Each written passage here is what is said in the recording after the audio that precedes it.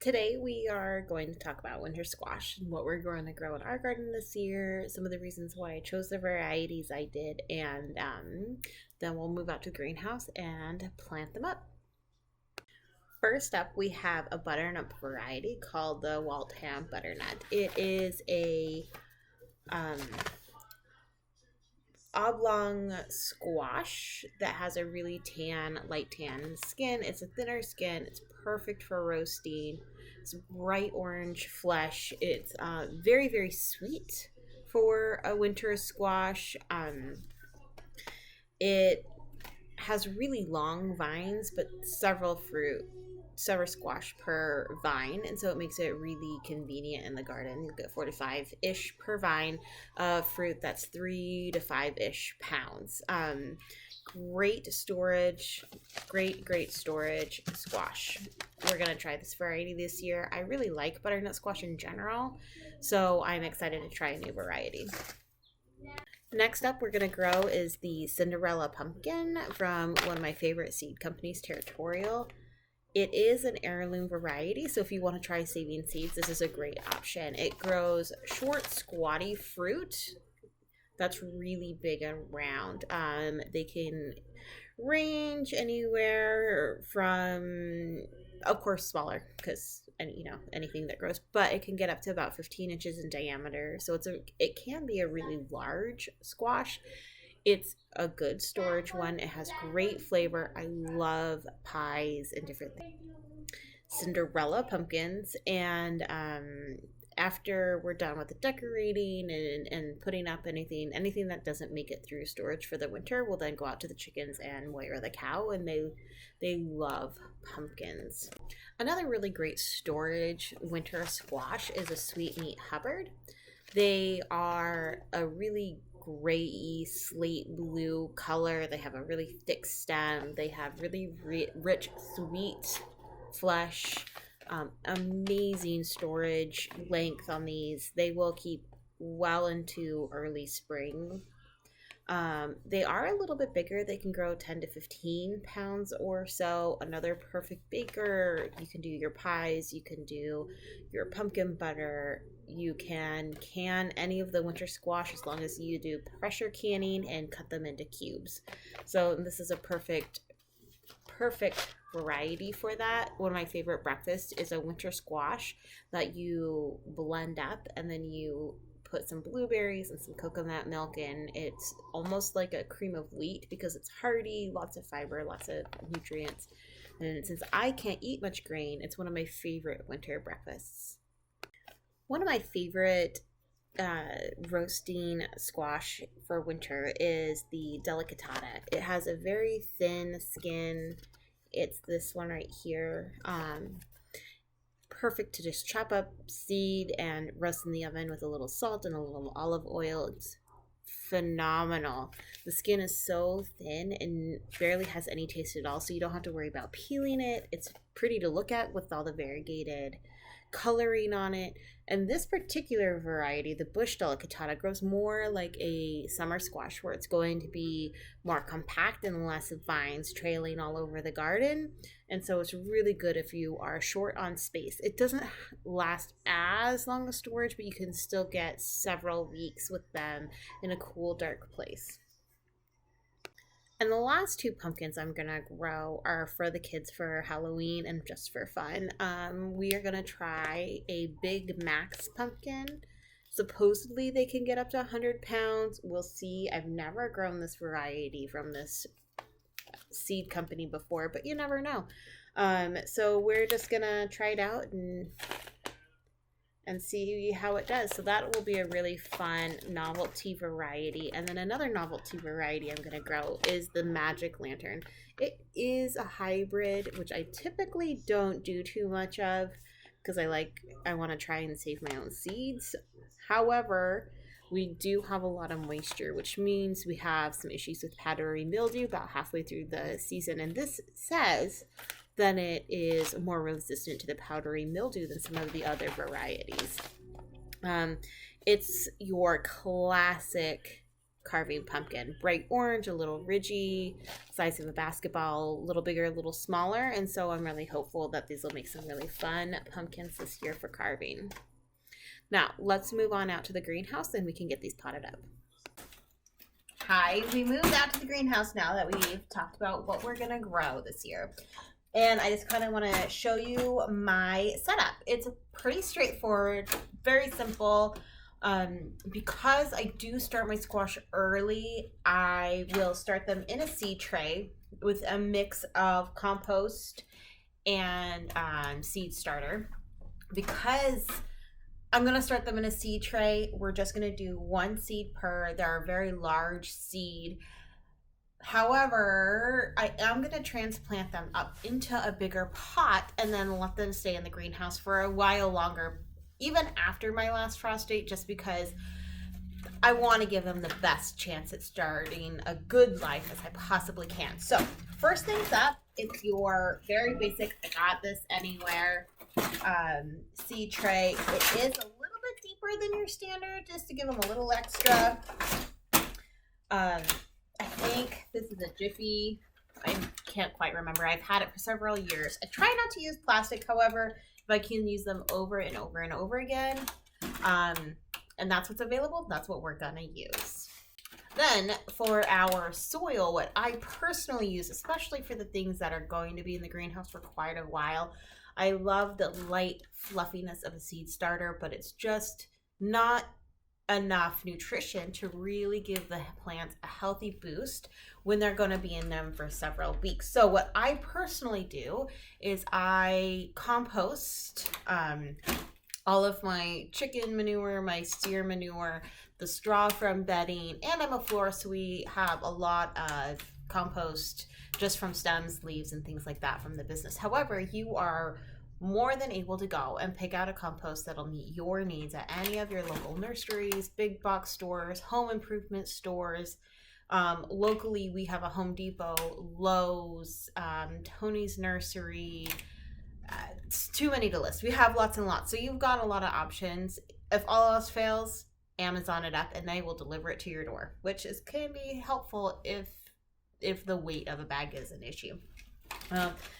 I like a nice light soil. It has a little bit of debris in it, but I sand it out, or I shake it out so that it doesn't have any big particles, so to really impede the seed's growth. That's a little dry. I have my water here. We'll get it nice and moist. You want your soil moist enough and damp enough to stick together when you squeeze it into your hand, and I can show you an example here. But you want it enough that it will stick together but not like drip water. So you want it nice and wet without it just being mud and slushing all over. And let me show you what that looks like. See how it stays together? It forms a nice clump. It's not dripping water when you squish it, and it kind of breaks up when you shake it a little bit. That's about what you're looking for. You want to be able to make sure that your seed gets nice and moist but doesn't drown in the water. Once you have your soil nice and damp, we're going to pack it into our seed trays. Little bit at a time, and you'll want to make sure that each cell is nice and full. What I like to do is fill up the tray and then kind of move everything around. You'll see a few more like root pieces. I just throw those off to the side because we don't want those big chunks in here. Then when it looks like everything is nice and full, I flatten it all out. And I'm going to give it a nice good tamp because you don't want any air pockets. You want there to be a little firmness for those roots to grab onto. And see, look at that, all those air pockets. So we just move that extra around until each individual cell is full.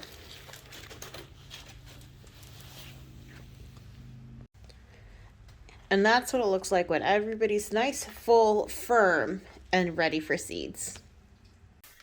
First up is our bush delicata. Again, it's a great option for somebody that maybe doesn't have all the space for a really long reaching winter squash, but loves the taste and idea of having something that they can store a little bit longer than, say, your zucchini. This particular plant is more compact. It's going to grow maybe 5 feet in diameter and just be like taller versus a long vine that stretches all over your garden. Winter squash in general can be sown outside once temperatures reach at least 60 degrees. They don't like cold feet, so make sure your soil is warm. They are also, if you're going to grow them inside to start seeds early, make sure you have either a heated greenhouse or a way to keep them above 60, 65, but not hotter than like 80, 85 degrees because you don't want them to cook either. This is a smaller squash seed. You know, when it comes to winter squash, this is one of the smaller ones. However, you can notice that it's flat and quite round. I personally like to plant them on their side because the root is going to come out of the seed and it only has so much energy, and you want to make sure that it puts every last bit of that energy into growing and becoming a beautiful root structure instead of trying to find where's the ground. So plant it up on its side, and I'll show you what that looks like to give it the best chance at a healthy, strong start. You can notice that all of these little seeds are up on their side there. So when that root comes out, the end of the seed, it's not going to struggle to find the soil and gather that nutrition that it needs to really become the perfect root structure. I'm just going to push these down and cover them on up. Since squash has such a large seed, you really need to plant them a lot deeper than you would say your tomato or pepper plant, which we've been working on earlier in the greenhouse. They like 1 inch to 1.25 inches deep. So I like to use my pen and I just poke them on down to the correct depth, and then I can add a nice layer of seed start mix over the top. Next to go into our planting trays is going to be the magic lantern. Remember, I did say that these are hybrid. We typically don't do too many hybrids, but I also want to have success in my garden. So we do a nice mixture of both depending on the seed company and the success that we've had in the past. I like choosing seed companies that are in my same growing zone, and generally, if I can, are farming seed in my general region so that I know that those plants have the best chance at being successful in my garden, just like they are in the seed collecting garden. If you notice, the magic lantern carving pumpkin is a much bigger squash in general than the delicata because that's a very small squash. So the seeds are much bigger. You can see that they're just way more robust than the delicata. We're going to plant them the same way on their side to give the root the best chance at success. Since squash in general make both male and female flowers, you want to make sure that you're planting these near something that's going to attract some pollinators like bees and other insects. I know that a companion plant for squash is cosmos or borage. Both are very widely available, easy to grow, and they will attract so many beneficial bugs to your garden. It's perfect combination for your squash patch. Although make sure that you're in an area that has like vine borers or other types of squash bugs, that you do keep a vigilant eye out for any pests that might want your precious fruit before you can get them. Make sure that they're watered adequately and try not to get too much moisture on the leaves. You really want to keep the roots damp versus your leaves. When it's time to finally plant your squash outside, the precious moment where seedlings have been hardened off and they are ready to grow, make sure that you feed them. Squash are heavy feeders. So you'll want to make sure that you do about 1/2 cup of your favorite all-purpose fertilizer per hill. That way you can get the most growth, the best benefit to all your hard work. Since I like to reuse and repurpose as much as possible, it not only is that more economically smart, but it's more environmentally friendly as also. But I have a bunch of these labels that I got several years ago, and I save them, and then I just take some rubbing alcohol and it takes off the marker every year. That way they're nice and sturdy and they'll last for a very long time.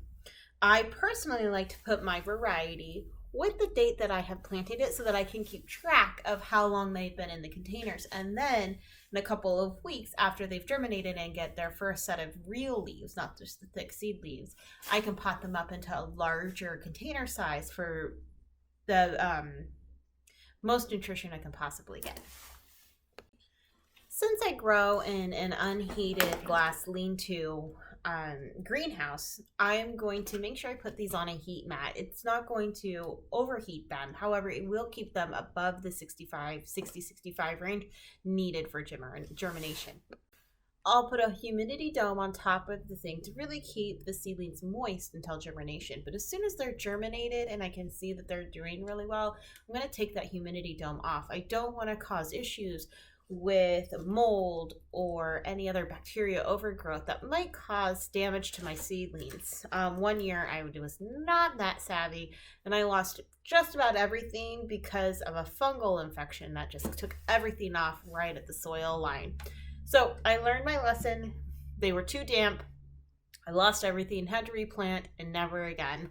But this is what they look like when they're all set. I've got their nice little seed tray. I've got everything covered. I've got their labels in. Now, let's go pop them on their heat mat.